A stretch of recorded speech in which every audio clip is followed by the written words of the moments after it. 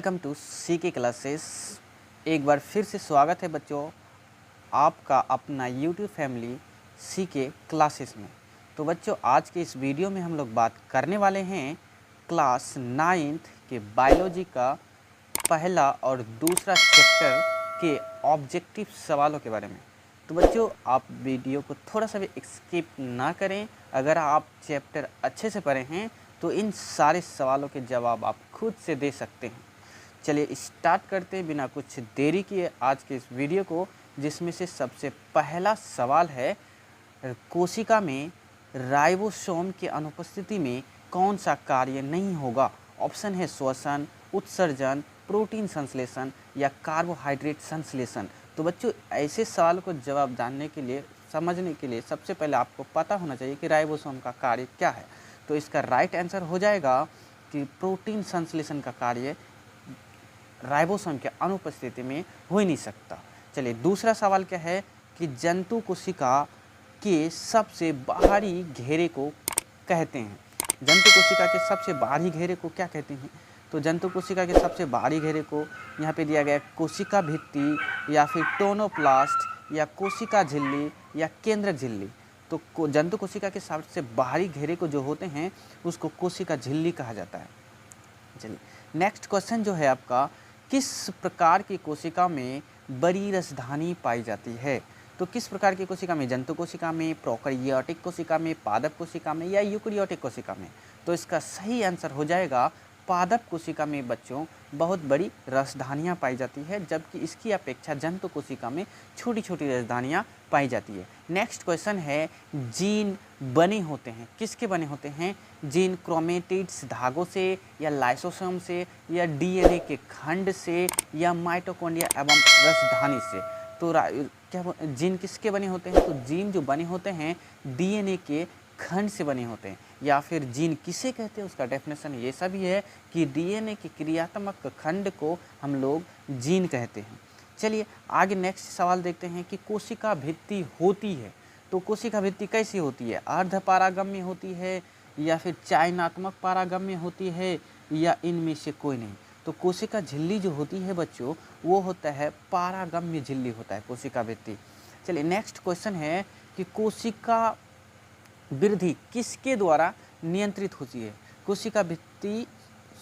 कोशिका वृद्धि जो है यानी कि सेल डिवीजन जो है उसका ग्रोथ जो है वो किसके द्वारा नियंत्रित होगी, मतलब कंट्रोल किसके द्वारा होगी? कोशिका झिल्ली द्वारा होगी या गोल्जी उपकरण द्वारा होगी या केंद्रक द्वारा होगी या फिर माइटोकॉन्ड्रिया द्वारा होगी? तो बच्चों आपको पता है कि जितने भी कोशिकांग हैं सबका अपना एक अलग अलग क्या है, उसका एक फंक्शन है, उसका एक अलग अलग कार्य है। तो यहाँ पे जैसे कोशिका की वृद्धि का जो नियंत्रित करने का जो कार्य होता है वो न्यूक्लियस का होता है यानी कि केंद्रक का होता है। तो इसका राइट आंसर क्या हो जाएगा? केंद्रक, जिसको मास्टर ऑफ द सेल्स कहा जाता है, आपको पता होगा।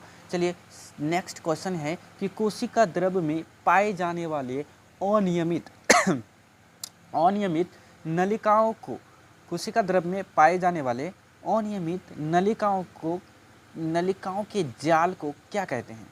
तो ऑप्शन है गोल्जी उपकरण, लबक या अंतःप्रदवी जालिका या फिर ग्रहणा। क्या कहते हैं इसको?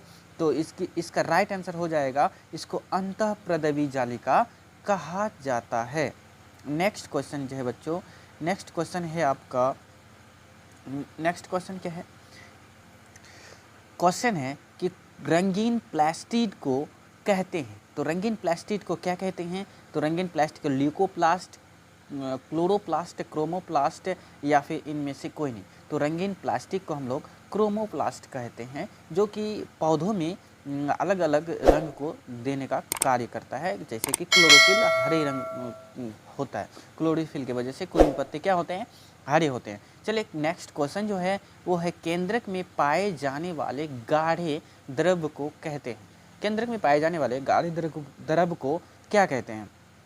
कोशिका रस कहा जाता है या मैट्रिक्स कहा जाता है या केंद्र द्रव कहा जाता है या फिर कोशिका भित्ति कहा जाता है? तो बच्चों यहाँ पे थोड़ा सा कॉमन सेंस ये लगाना है कि केंद्रक में पाए जाने वाले द्रव को केंद्रक द्रव, इसका राइट ऑप्शन हो जाएगा ऑप्शन सी यानी केंद्रक द्रव।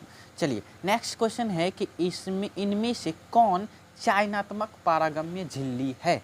चयनात्मक का अर्थ होता है जो कुछ चीज़ों को चुन चुन के आने देता हो, जो ज़रूरी चीज़ है उसको आने देता हो और जो बेस्ट चीज़ है उसको आने नहीं देता हो, इसको चयनात्मक कहा गया है। तो केंद्रक झिल्ली या कोशिका भित्ति या कोशिका झिल्ली या फिर टोनोप्लास्ट, तो इसका राइट आंसर हो जाएगा बच्चों कोशिका झिल्ली जो है वो चयनात्मक झिल्ली है, इसलिए उसको पारगम्य झिल्ली भी कहा जाता है। चलिए नेक्स्ट क्वेश्चन जो है, नेक्स्ट क्वेश्चन आपका कि निम्नलिखित कोशिकांग में, वेरी वेरी इंपॉर्टेंट और इंटरेस्टिंग सवाल, कि निम्नलिखित कोशिकांग में आत्महत्या की थैली कहा जाता है। ऐसा कौन सा कोशिकांग है जिसको हम लोग आत्महत्या की थैली यानी कि सुसाइडियल बैग के नाम से भी जाना जाता है?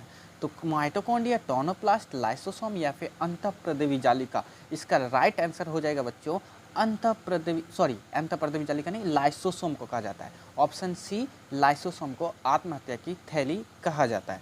चलिए नेक्स्ट क्वेश्चन देखते हैं। पौधों में गैसों का जो आदान प्रदान होता है वो किसके द्वारा होता है? पौधों में गैसों का आदान प्रदान प्रासरण द्वारा, संकुचन द्वारा, विसरण द्वारा या फिर वाष्पोत्सर्जन द्वारा।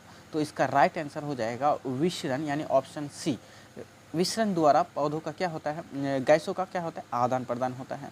चलिए नेक्स्ट क्वेश्चन देखते हैं कि पौधों के मूल द्वारा जल का अवशोषण किस क्रिया द्वारा होता है? मूल अर्थात रूट्स यानी कि जिसको हम लोग जड़ भी कहते हैं।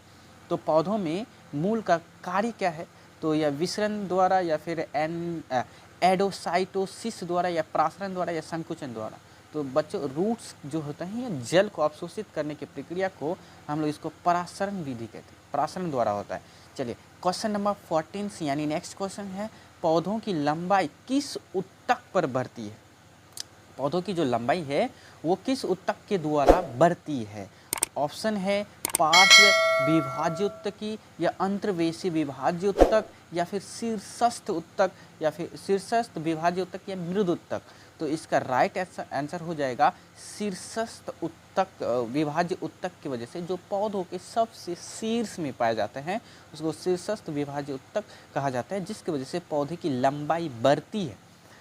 नेक्स्ट क्वेश्चन है, क्वेश्चन नंबर 15 में क्या है कि मृदु ऊतक एक प्रकार का होता है। मृदु ऊतक एक प्रकार का है, क्या है? जटिल ऊतक है, विभाज्य ऊतक है, सरल ऊतक है या इनमें से कोई नहीं है? तो मृदु ऊतक जो है एक प्रकार का सरल ऊतक है। ऑप्शन नंबर सी, मृदु ऊतक एक प्रकार का सरल ऊतक है। चलिए नेक्स्ट क्वेश्चन देखते हैं कि विभाजन की क्षमता होती है, विभाजन की क्षमता किसमें होती है? विभाजन की क्षमता अस्थायी कोशिका या स्रावी कोशिका या विभाज्य ऊतक कोशिका में, इनमें से सभी। तो विभाजन की जो कोशिका होती है वो विभाज्य ऊतकी कोशिका में होता है, विभाज्य ऊतक कोशिका में, नाम से भी स्पष्ट हो रहा है विभाज्य ऊतक कोशिका। क्वेश्चन नेक्स्ट क्वेश्चन है कि गैसों का विनिमय किसके द्वारा संपन्न होता है? गैसों का विनिमय जो होता है वो किसके द्वारा संपन्न होता है? क्यूटीन द्वारा, समूहन द्वारा, स्टोमाटा द्वारा या फिर जटिल ऊतक द्वारा। तो इसका राइट ऑप्शन यानी राइट आंसर हो जाएगा स्टोमाटा द्वारा, जिसको हम लोग हिंदी में रंध्र भी कहते हैं, जो कि पत्तों के बाहरी सतह और इनके किनारों पे पाया जाता है, जिससे पानी का भी क्या होता है, जल का भी अवशोषण होता है। चलिए नेक्स्ट क्वेश्चन है कि सहकोशिकाएं पाई जाती है। सहकोशिकाएं किस में पाई जाती है?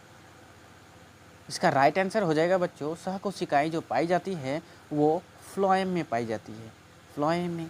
चलिए नेक्स्ट क्वेश्चन को देखते हैं कि जालनी नलिकाओं में,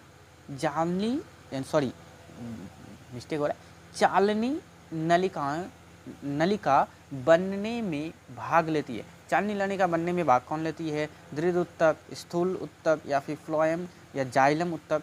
तो इसका जो राइट आंसर हो जाएगा वो है फ्लोएम ऊतक। कौन सा ऊतक है? इसका ऑप्शन नंबर सी, फ्लोएम ऊतक है। चलिए क्वेश्चन नंबर 20 को देखते हैं। 20 क्वेश्चन नंबर में है किसके द्वारा मिट्टी से जल और खनिज लवण पत्तियों तक पहुंचाया जाता है या फिर पहुंचाने का काम करता है? तो इस काम को कौन संपन्न करता है? तो जो हमारे पौधों में जो क्या होते हैं उसको समूहन बंडल के नाम से जाना जाता है, जिसको समूहन ऊतक भी कहते हैं, वो है जाइलम और फ्लोएम। तो जल और खनिज लवण को मिट्टी से जड़ के द्वारा अवशोषित करके पहुंचाने का जो कार्य है वो जाइलम का है। तो बच्चों ऐसे तो इस में और भी सवाल हैं, 40 सवाल हैं टोटल, तो मैं आपके लिए फ़िलहाल अभी 20 सवाल को रख रहा हूँ, तो इसलिए कि वीडियो ज़्यादा लंबा बन जाएगा। वैसे भी 10 मिनट की वीडियो में आपको बहुत कुछ सीखने को मिलेगा। तो बच्चों इस वीडियो को अपने दोस्तों में, अपने फ्रेंड्स में, सब में ग्रुप्स में क्या करिए, शेयर करना है। और अगर आप चैनल में नए हैं तो चैनल को सब्सक्राइब करना है और लाइक करना है।